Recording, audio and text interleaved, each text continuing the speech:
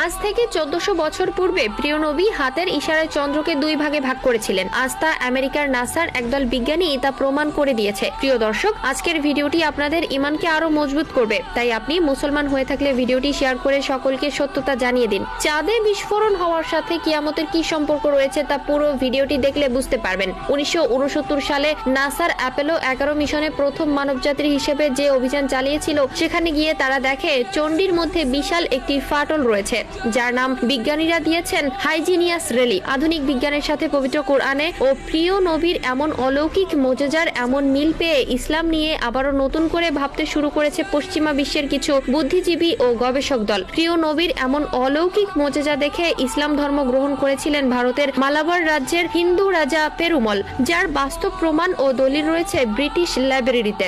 আমাদের প্রিয় নবীর আঙ্গুলের ইশারায় আকাশের চাঁদ দ্বিখণ্ডিত হয়েছিল।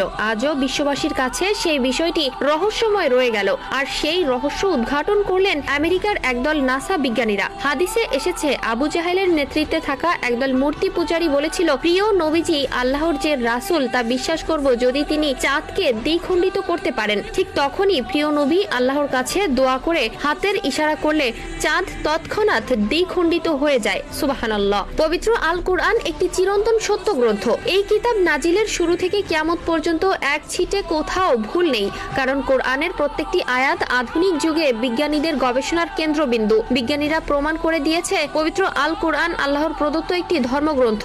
মহা গভীর সমুদ্রে কি রয়েছে তা পবিত্র কোরআনে উল্লেখ আছে, আর তারই ভুল ধরতে গিয়ে বিজ্ঞানীরা ইসলাম ধর্ম গ্রহণ করেন। পবিত্র কোরআনে গভীর সমুদ্রের অতলে যা কিছু রয়েছে সব কিছুরই সত্যতা প্রমাণ পেয়েছে। কোরআনের মাধ্যমে শুধু মানুষের জন্য সঠিক পথ নয়, বরং বিজ্ঞানীদের গবেষণার একটি বড় অংশ। বিজ্ঞানীরা এখন গবেষণা শুরু করেছেন পবিত্র কোরআন অনুযায়ী।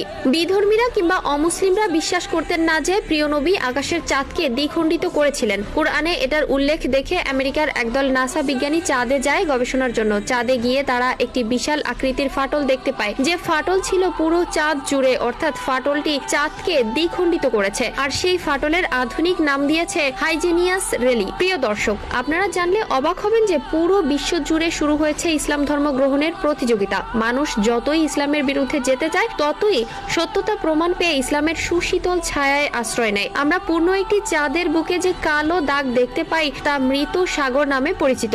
এর ব্যাস প্রায় 1000 মাইল।